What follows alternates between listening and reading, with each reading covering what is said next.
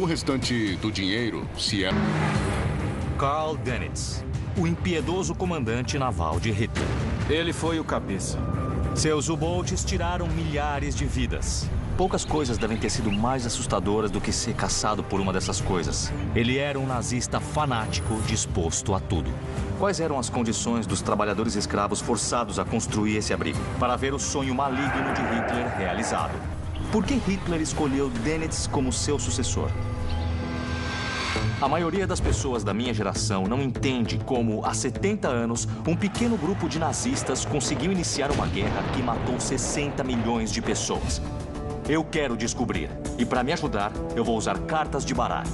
Hoje, são usadas tanto por militares quanto por polícia para ajudar a identificar os seus alvos. Mas até hoje, ninguém nunca utilizou um baralho para o grupo mais famoso de assassinos da história. Atuando com peritos, eu quero descobrir onde cada um desses nazistas se posiciona na hierarquia do mal. O meu nome é James Ellis e este é Hitler e sua corrente do mal. De muitas formas, eu acho que o Dönitz é a personificação daquela clássica pergunta: quando e como alguém nas Forças Armadas se torna um criminoso de guerra? Guy, como nós decidimos quando essa linha realmente foi cruzada? A resposta é bastante direta: ao infringir as leis de guerra. É claro que pode parecer bobo que se tenha leis para o combate, mas elas existem. A grande questão a se responder sobre Dönitz é se ele de fato infringiu essas leis de guerra. Matt, eu acho que isso levanta a questão de que se você está nas Forças Armadas, matar é parte integral do seu trabalho. Como é que isso afeta a moralidade? Na verdade, eu acho que tem uma questão maior, além dos crimes de guerra de que conversamos. A questão é como fica a moralidade em tempos de guerra, porque o combate altera a moralidade.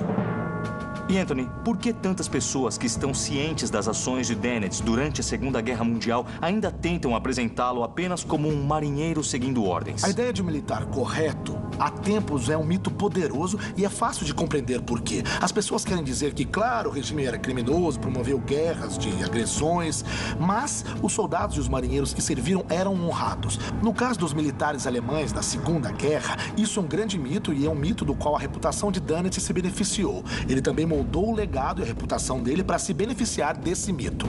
Com base nisso, como vocês avaliam as ações de Dönitz? Eu acho que é preciso ir até a Alemanha para ver como o legado dele é apresentado e contestado.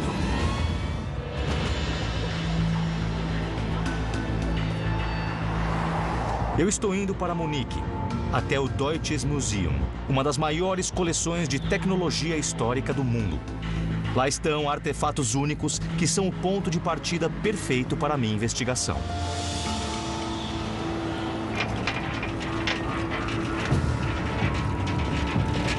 Carola, oi. Oi. Então é isso? É.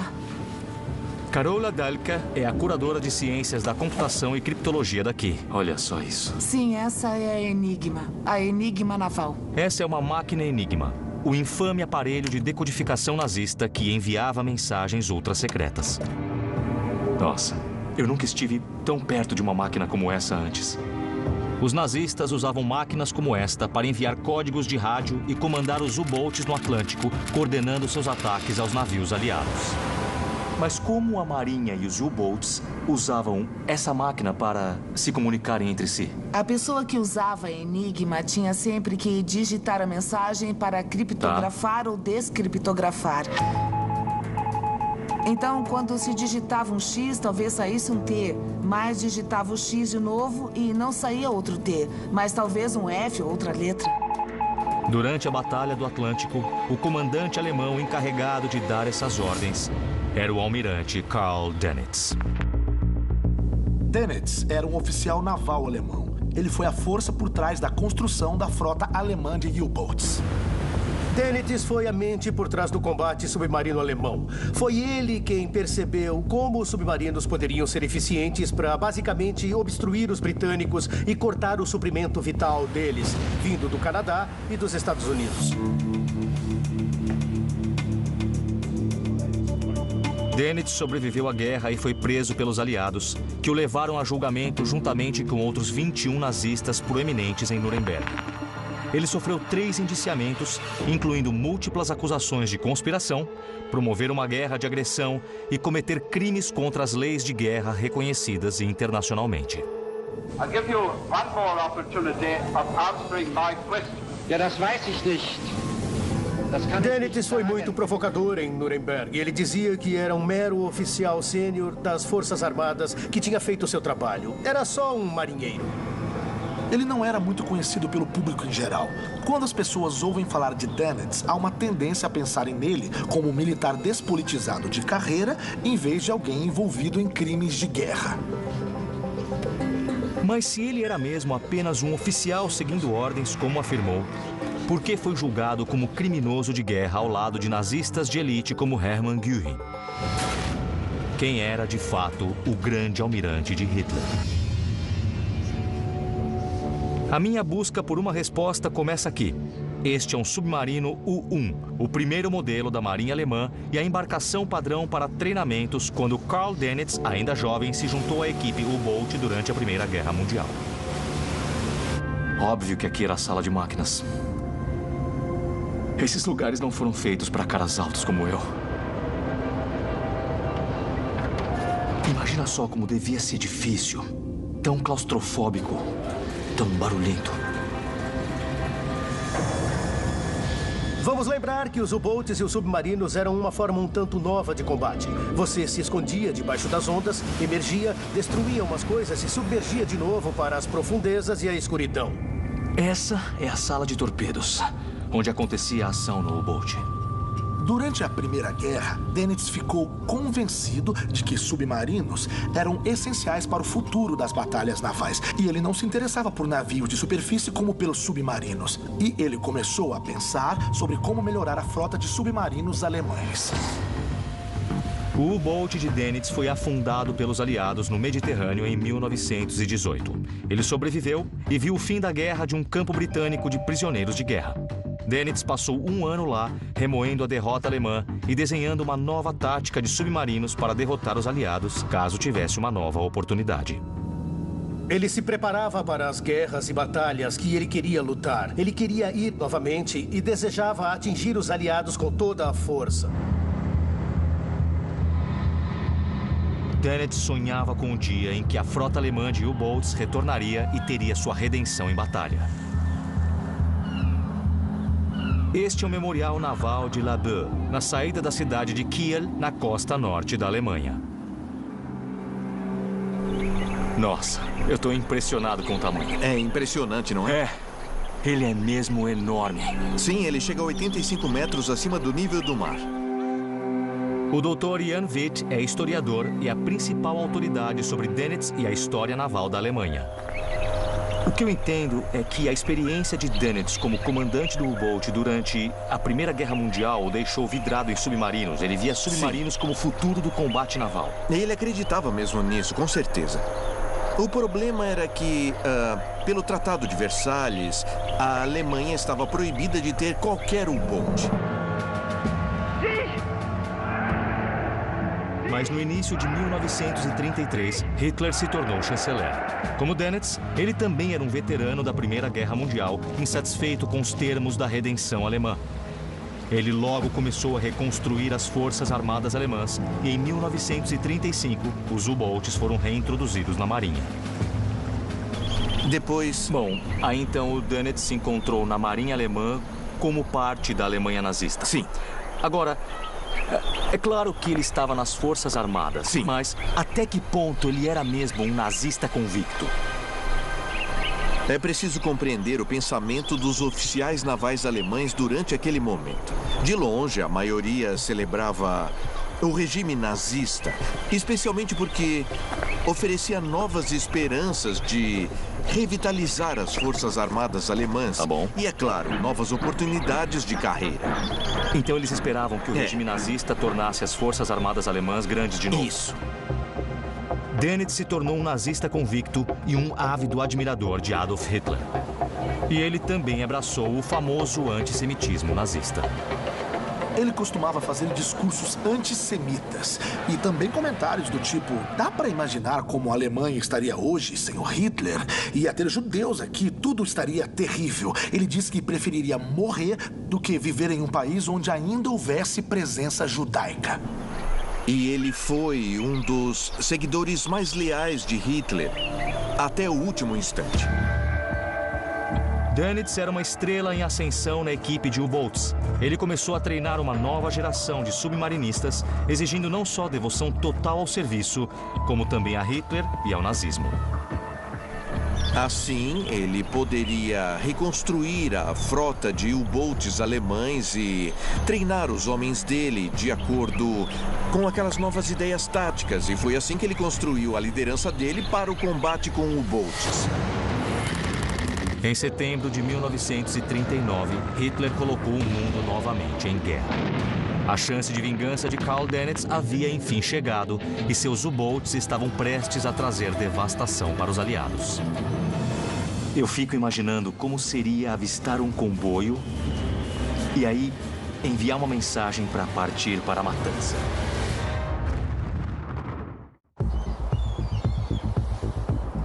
Eu estou em uma missão para determinar onde o comandante dos submarinos nazistas, Karl Dönitz, entra na corrente do mal de Hitler. Neste momento, eu estou na costa norte da Alemanha com o Dr. Jan Witt, investigando as ações de Dönitz durante a Segunda Guerra Mundial. Nossa, então esse é um U-Boat tipo 7? Exatamente, Nossa. O último que sobrou no mundo. É incrível. Eu posso olhar mais de perto? Sim, é claro. Maravilha. Cuidado com a cabeça. Eu acho que eu seria mesmo alto demais para fazer parte dessa tripulação. Quantos homens normalmente serviam nesse tipo de U-Boat? Até 50 homens. 50 homens? 50. Então tinham 50 homens Socados aqui dentro deste tubo. É inacreditável. Meu Deus, eu nem consigo imaginar 50 homens cabendo ali. 2 banheiros para 50 homens. 2 banheiros. 2 banheiros, sem chuveiro. E um dos banheiros eles costumavam usar como depósito de suprimentos. Então era basicamente um para os 50 homens. Nossa, o cheiro devia ser insuportável aqui dentro. Era. Uau. As tripulações dos U-Boats enfrentavam condições de confinamento que duravam meses enquanto navegavam pelo Atlântico Norte. Aqui era a sala de rádio? Isso mesmo, dava para ouvir os códigos Morse sem fio. Então aqui achamos diversos tipos de rádio e também a Enigma. Caramba, então a máquina Enigma ficava aqui? Exatamente. Nossa. Foi aqui que os U-Boats receberam as ordens de ataque do almirante Dönitz durante todas as batalhas importantes no Atlântico. The shadow of the conquering German armies covered Western Europe. Em junho de 1940, Hitler empurrou os aliados para trás do Canal da Mancha. Os britânicos estavam isolados e Dönitz viu sua chance de tirar de vez a nação da guerra. O Atlântico era totalmente essencial para a ida de suprimentos vitais do Canadá e dos Estados Unidos até a Grã-Bretanha. Eram linhas de abastecimento realmente essenciais para os britânicos se manterem na guerra. Uma das coisas que fizeram os U-Boats tão eficientes na Segunda Guerra Mundial foi a tática da Alcateia.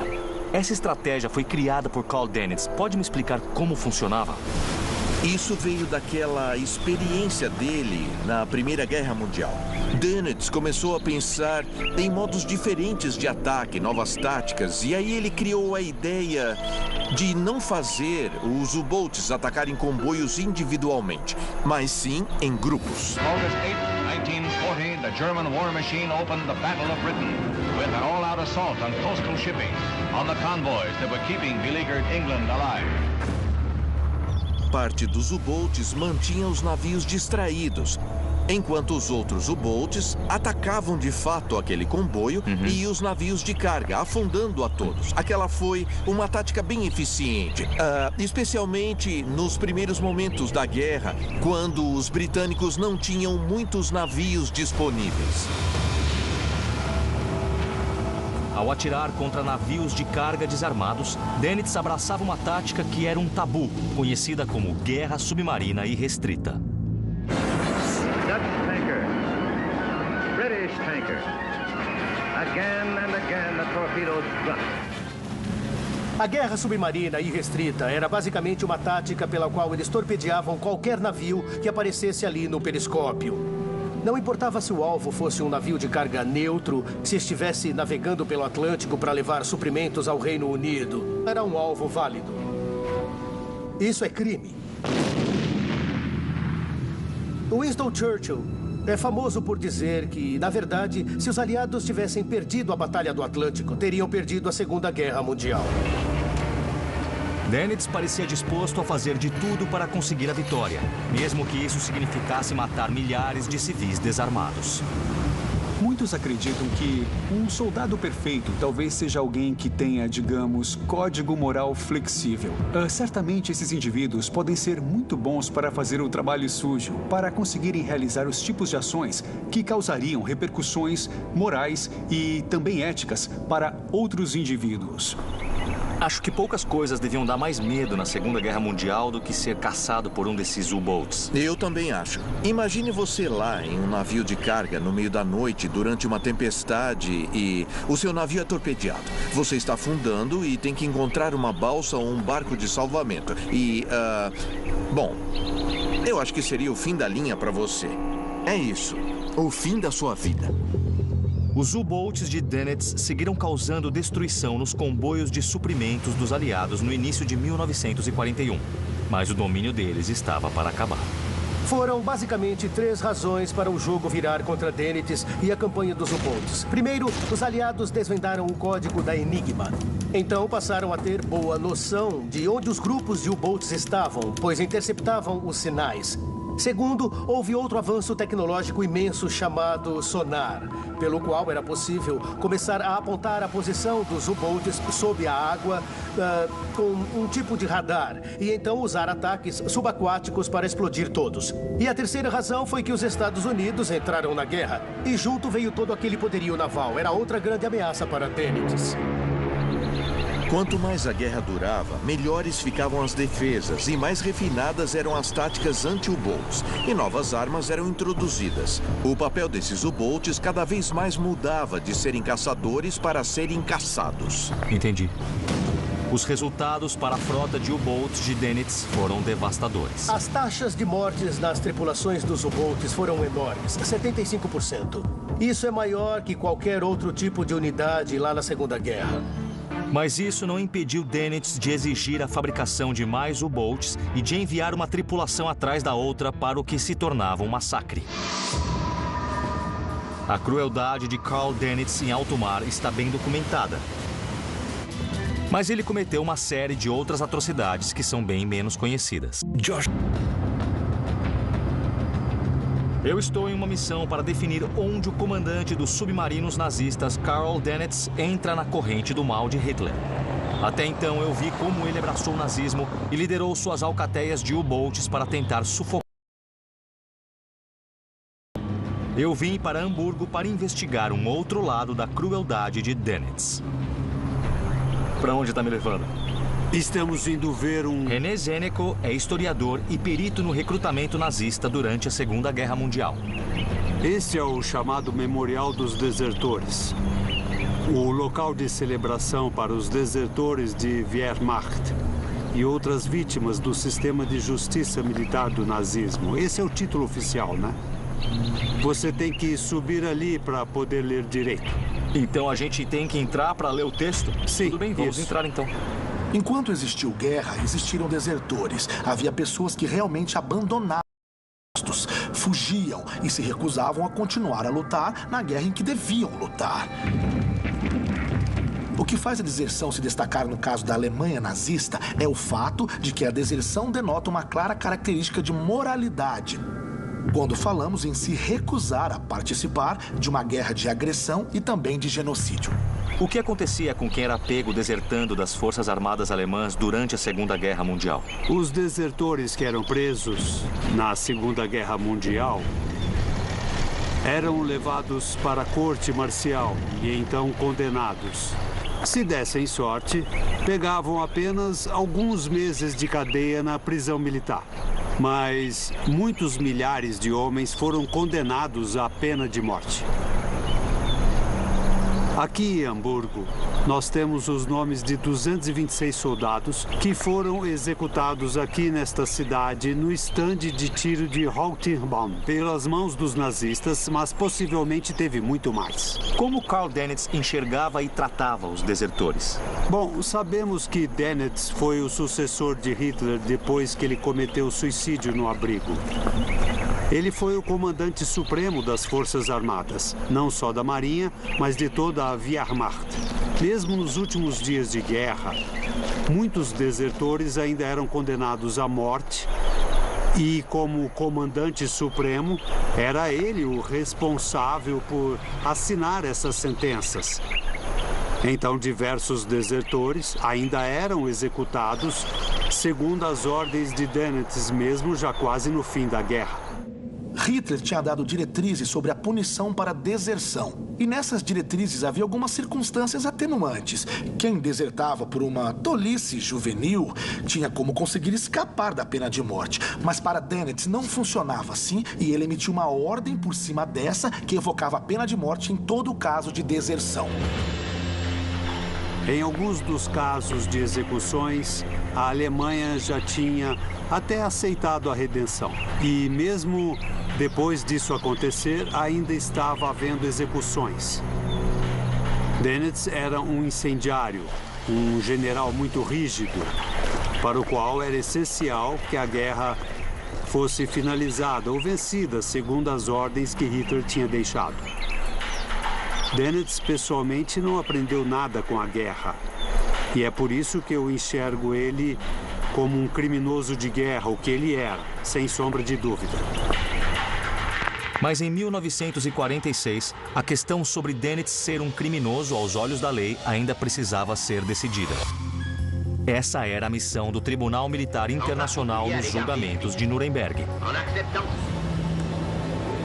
Durante os procedimentos, a acusação confrontou Dönitz com uma prova condenatória sobre o tratamento dos nazistas a comandos aliados capturados atrás das linhas alemãs. Era Dönitz quem executava as ordens vindas de Hitler, que estipulavam que qualquer comando pego devia ser abatido na hora, executado imediatamente. Esse era um flagrante desrespeito às leis de guerra. I asked you yesterday about the secrecy standard of the original Führer order that the shooting of uniformed prisoners acting on military orders must be carried out even after they have surrendered voluntarily and asked for pardon.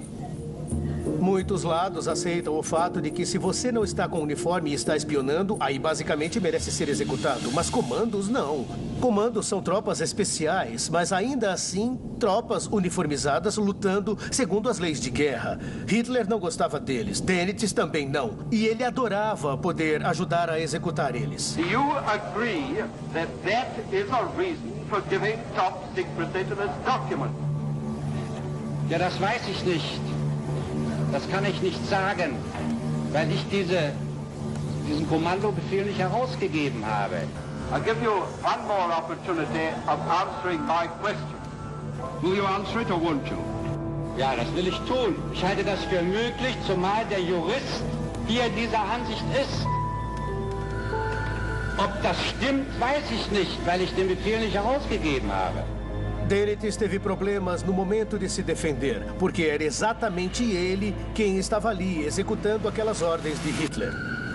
Nós ouvimos muito essa história de que estavam só seguindo ordens. Ocorre que esse é um dos principais caminhos para você ter uma justificativa para tentar reduzir a dissonância cognitiva que você tem na cabeça. Existem alguns indícios de que eles realmente reconheciam que o que faziam era de fato errado. Senão, não precisariam justificar, não é mesmo? Mas a acusação ainda tinha mais contra Dönitz. Eles apresentaram provas ainda mais chocantes para a corte ao acusarem ele de utilizar escravos. 12,000 concentration camp prisoners will be employed in the shipyards as additional labor. Now that is your document. May we take it that you were familiar with the fact of the existence of concentration camps? Das habe ich auch nie I have geleugnet. never denied it. A minha missão para determinar onde o comandante naval nazista Karl Dönitz entra na corrente do mal de Hitler me trouxe até a cidade alemã de Heckum, perto da costa do Mar do Norte. Aqui fica este enorme prédio de concreto chamado Abrigo de Submarinos Valentim. Em que parte do abrigo nós estamos? Nós estamos aqui, no fim de toda a linha de produção. Este lugar foi feito para fabricar submarinos em um tipo de linha de montagem. E o Dr. Marcus Mayer é historiador e perito na história naval nazista. Esse lugar é mesmo gigantesco. Eu ainda estou tentando processar o quanto isso é grande. Por que construíram esse lugar? Eles queriam fabricar submarinos e precisavam de algum lugar que fosse protegido dos ataques aéreos. E aí eles resolveram levantar essa construção enorme, que era meio à prova das maiores bombas que existiam na época. No início de 1943, o jogo havia virado contra os nazistas. Bombardeios aliados caíam sobre os centros industriais alemães, ameaçando encerrar a produção de armas. Hitler estava atrás de algo que pudesse ajudá-los a contra-atacar e Karl Dönitz estava convencido de que tinha a resposta na forma do novo e poderoso submarino Tipo 21. Então o Tipo 21 era uma tentativa de destruir o máximo de navios aliados possível. Exatamente. Dönitz foi o responsável pelo projeto. E esse era o projeto mais importante da Marinha Alemã na época. E Dönitz estava convencido de que o Tipo 21 iria vencer a guerra ao basicamente afundar mais navios do que os aliados pudessem repor. Mas para fazer submarinos Tipo 21, ele precisava de uma fábrica livre dos implacáveis ataques aéreos dos aliados. Ele precisava de um lugar como este. Qual é o real tamanho dessa estrutura? Uns 419 metros de extensão. É uma área de cerca de 5 campos de futebol. Tem paredes grossas com uns 4,60 metros. E o pé direito deve estar na casa dos 7 metros. As paredes têm 4,5 metros de espessura? Isso mesmo. Devia ser o suficiente para proteger todo o processo de fabricação contra ataques aéreos. Construir uma estrutura desta escala exigiu uma enorme mão de obra. Mas a maioria dos homens alemães participava dos esforços de guerra. Então os nazistas encontraram outra solução. A questão central do abrigo Valentim é que ele foi construído usando um grande número de trabalhadores escravos.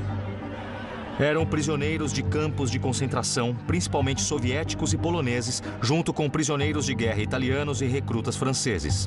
Em Heckum, foram forçados sob mira de revólveres a construir o abrigo de submarinos Valentim. 12,000 concentration camp prisoners will be employed in the shipyards as additional labor. Now that is your document. Dönitz usou escravos. Eu acho realmente uma boa medida da brutalidade de Dönitz e da maldade ele ter pedido 12.000 escravos. Quais eram as condições dos escravos que eram forçados a construir este abrigo? Muito ruins. Eles quase não tinham o que comer. E a média de peso de um prisioneiro naquela época era de uns 45 quilos. Então eles sofriam por não terem nada para comer e nem para beber. Eles executavam um trabalho bem pesado ao carregar sacos de cimento com cerca de 50 quilos, ou seja, mais do que o próprio peso deles. Eles eram forçados a trabalhar bem rápido. Eram também pesadamente vigiados e praticamente não tinham como fazer pausas, nem que fossem curtas. Eles trabalhavam quase 12 horas por dia. E depois disso, eles eram vigiados também lá nos campos, que também tinham más condições com relação às camas que recebiam e também aos padrões de higiene que eles possuíam. Praticamente não havia higiene nenhuma. E tem alguma estimativa de quantos trabalhadores forçados perderam a vida construindo isso aqui? A gente estima umas 1.600 vítimas durante os 2 anos. Se por acaso eles tivessem conseguido concluir este abrigo e o complexo por dentro, isso teria mudado alguma coisa? Eu acho que a partir do outono de 42, isso era impossível. Os alemães poderiam ter feito um submarino atrás do outro, mas os americanos e os canadenses eram mais rápidos. Então, a ideia de afundar mais navios do que os aliados pudessem repor era uma fantasia. Todas aquelas ações de Dönitz na reta final da guerra mostram que ele era um nazista muito mais fanático do que costumavam suspeitar.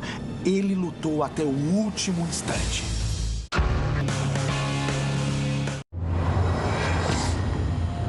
Eu estou em uma jornada para descobrir onde o comandante naval nazista Karl Dönitz entra na corrente do mal de Hitler.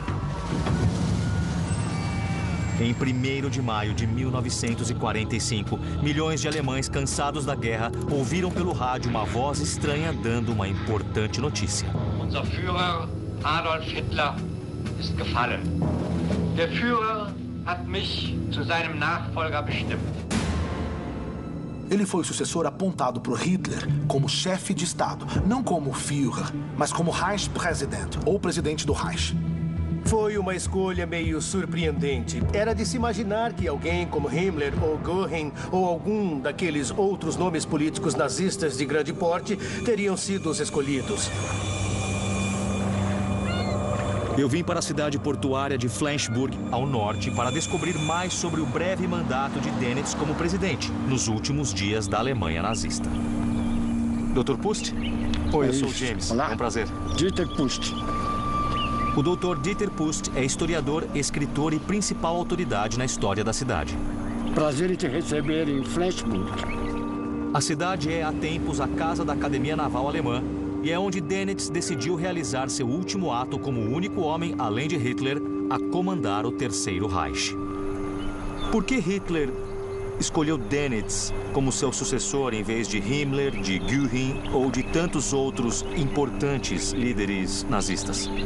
Porque Dönitz tinha sido o mais fiel seguidor de Hitler e não tinha ligações com a política. Outros membros da liderança tinham caído em descrédito perante a Hitler. Sim. Então Dönitz foi o sucessor natural de Hitler, porque ele era alguém que não tinha traído o Hitler. Sim.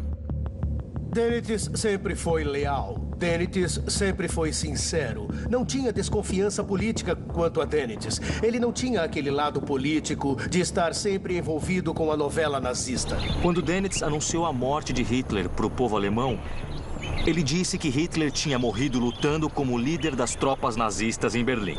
Ele não revelou o fato de que Hitler tinha se suicidado. Por que ele fez isso? Isso foi para manter o mito de Hitler ainda vivo. Para os soldados e todos os alemães se manterem na missão até o fim.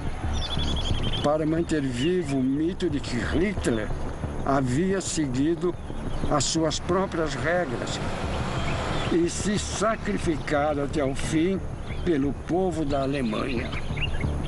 Foi a última grande mentira do sistema do nacionalsocialismo. Dönitz foi realmente leal. No testamento político de Hitler, ao confiar a Dönitz a posição de presidente do Reich, ele disse que Dönitz devia concluir o esforço militar usando qualquer meio disponível. Naquele momento, Berlim estava em ruínas e o anteriormente poderoso Wehrmacht havia sido reduzido a pequenos focos de resistência. Era uma derrota completa. Apesar disso, Dönitz ordenou que as tropas alemãs ficassem para enfrentar os soviéticos. E agora, tá me levando para onde? Estamos a caminho de um local bem especial aqui em Flensburg, especialmente o último local onde Dönitz esteve aqui na cidade. Legal, vamos entrar então.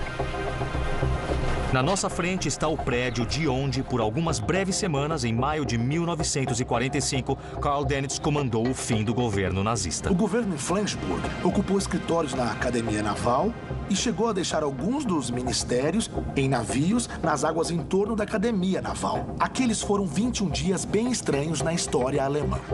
Mais estranho era o plano de Dönitz para salvar o Reich, que estava desmoronando. Foi uma prova de todo o distanciamento da liderança nazista e, em particular, de Dönitz, da realidade da situação. Ele conclamou os aliados ocidentais a se juntarem ao que restava das forças nazistas para empreenderem uma guerra contra a União Soviética.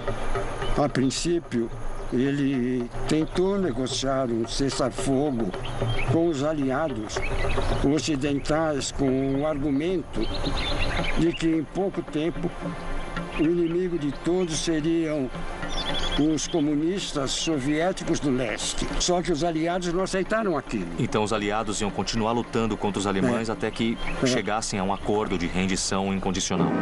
From Allied headquarters aboard the Patria at Flensburg, North Germany, orders go out for the arrest of the last top Nazi. Sem alternativas, Dönitz anunciou a rendição incondicional da Alemanha em 7 de maio de 1945. A guerra na Europa havia terminado. Now the Führer of the beaten Third Reich, Grand Admiral Dönitz himself, comes out under Allied arrest. He walks through a tunnel in the Flensburg compound to imprisonment.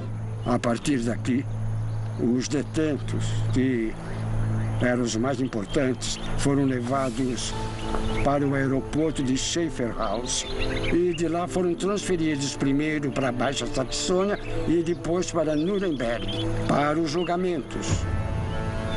Então quer dizer que, depois que Dönitz foi preso, ele ficou exatamente aqui onde eu estou agora? Sim. Nossa. Ele reclamou que não recebeu o devido reconhecimento como um militar de uniforme pelos aliados que foram os responsáveis por levarem ele preso. Então quer dizer que ele ficou aqui quando tudo acabou para ele? Quando ele acabou sendo preso? O período como líder da Alemanha tinha acabado e depois desse momento demorou só um pouco para que ele participasse do julgamento de Nuremberg. Dönitz est inculpé des crimes faits par les premiers, deuxième et troisième chefs de l'acte d'accusation. Em 15 de outubro de 1946, após quase um ano de testemunhos, os vereditos de Nuremberg foram lidos e Karl Dönitz descobriu seu destino. Ele foi indiciado por 3 crimes: conspiração para cometer crimes contra a paz, promover uma guerra de agressão e crimes contra as leis de guerra. Foi considerado inocente da primeira acusação, mas culpado das outras 2. Dönitz foi considerado culpado por cometer crimes de guerra abomináveis. Mas enquanto muitos colegas nazistas foram sentenciados à forca, ele recebeu apenas 10 anos na prisão. Eu acho que a sentença de Dönitz foi branda demais. Eu acho que ele deu sorte porque tinha um bom advogado. E eu acho que o difícil ao acusar um homem como Dönitz é que se você começa a acusar ele de promover uma guerra submarina irrestrita, é melhor ter certeza de que o seu próprio lado não fez a mesma coisa. E o advogado de Dönitz mostrou um depoimento do comandante naval americano Nimitz, dizendo que ele também tinha feito o mesmo tipo de combate. Era com isso que Dönitz contava para se defender. Ele diria, talvez eu fiz coisas ruins, mas e vocês? Por que só eu estou sendo processado? Estando aqui com Dieter no exato lugar onde Dönitz foi pego e levado para a cadeia, eu tenho uma última pergunta. Depois da guerra, Karl Dönitz chegou a expressar algum arrependimento ou remorso pelos crimes que ele cometeu?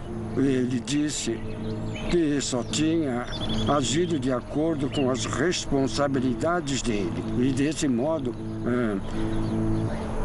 ele não tinha por que se desculpar e nem se arrepender de nada. Karl Dönitz foi solto em 1956. Ele foi o primeiro dos nazistas de elite a cumprir pena e ser libertado. Ele morreu em 1980, aos 89 anos. A minha jornada me proporcionou uma nova visão sobre a crença fanática de Karl Dönitz em Hitler e no nazismo, e revelou a verdade sobre o trabalho escravo imposto por ele em uma tentativa inútil de prolongar a guerra. Também demonstrou sua completa falta de remorso. Agora está na hora de decidirmos onde ele deve se encaixar na hierarquia nazista. Usando o nosso sistema especial de baralho, eu quero determinar onde Karl Dönitz entra em Hitler e sua corrente do mal. Em Nuremberg, Dönitz foi condenado a 10 anos na prisão. Vocês acham justo pelas ações dele na Segunda Guerra? Não. Eu acho lamentável. Havia muitos submarinos operando com extrema crueldade contra navios de carga. Homens, mulheres e crianças inocentes foram todos mortos por homens que seguiam as ordens de Dönitz. Pelo meu ponto de vista, ele estava atolado em crimes contra a humanidade. O lugar para onde eu fui e que teve o maior impacto sobre mim foi o Abrigo Valentim. Essa foi uma estrutura construída sob as ordens de Dönitz por trabalhadores escravos e a construção começou em um momento em que a guerra já estava perdida para a Alemanha nazista. A construção daquele abrigo mostra que é impossível separar o militarismo e o que ele fez das violações dos direitos humanos e outras atrocidades dos nazistas. É uma fábrica feita com trabalho escravo. Tem um dedo de Dönitz nos crimes do Terceiro Reich, o que vemos na construção do abrigo. Uma vantagem que Dönitz tinha como marinheiro foi que a marinha do Terceiro Reich não esteve diretamente envolvida com o Holocausto do mesmo jeito que o Exército, a SS e todos os outros aparatos do Estado nazista. E foi essa noção de distanciamento que fez Dönitz parecer ser mais limpo que outros nazistas. Matt, o que as ações de Dönitz durante a Batalha do Atlântico e a disposição em usar trabalho escravo em construções diz sobre a moral dele? O que acontece é que o senso de moralidade dos soldados sempre muda de certa forma em tempos de guerra. Não há dúvida sobre isso. Mas ainda assim, as ações de Dönitz parece que vão bem além do que poderia ser considerado um desvio normal de moralidade. É um comportamento realmente imoral. E essa relativização teve efeito prejudicial ao estabelecerem culpa na Alemanha pós-guerra, porque permitiu que Dönitz se aposentasse e escrevesse suas memórias para comandar a narrativa sobre quem ele era e o que ele fez. Isso parece uma prova de negação de responsabilidade, o que é uma característica de alguns indivíduos que cometem crimes abomináveis. De fato, eles sempre se enxergam como vítimas por terem sido aprisionados. Com certeza. E eu acho que um dos problemas em Nuremberg foi que eles contavam com uns comandantes aliados que cometeram talvez crimes bem similares aos cometidos por Dönitz. E foi por isso que o tribunal pegou um pouco mais leve com ele do que realmente deveria ter feito. O que eu gostaria agora é de chegar a uma conclusão sobre onde vocês acham que Karl Dönitz entra na hierarquia nazista. Anthony, o que você me diz sobre isso? Ser almirante e sucessor do Hitler como chefe de Estado são questões importantes. Ao mesmo tempo, acho que Dönitz não foi nem de longe essencial para as atrocidades cometidas pelos nazistas, assim como outras pessoas que já debatemos aqui. Eu o coloco como 26. Guy, o que você acha? Eu acho que Dönitz, numa guerra normal, entre aspas, atuando em um regime normal, entre aspas, fazendo as ações que ele fez, seria bem criminoso e eu poria nos 10 primeiros. Mas tem muitos outros envolvidos no panteão nazista que foram bem piores, então eu diria que é o número 24. Muito bem. Matt? Eu vou concordar totalmente com meus colegas historiadores. Eu o coloco como 25. O interessante é que vocês três quase chegaram a uma conclusão unânime de que ele deve ficar nos 20 e poucos. Matt, eu concordo. Eu acho que 25 é onde ele deve entrar. Ele é, portanto, o 8 de espadas. Karl Dönitz foi um nazista fanático cujas táticas e ordens tiraram milhares de vidas inocentes. Como sucessor de Hitler, ele tentou prolongar a guerra. Por isso, ele fica em 25º no Hitler e sua corrente do mal. Versão brasileira, Vox Mundi.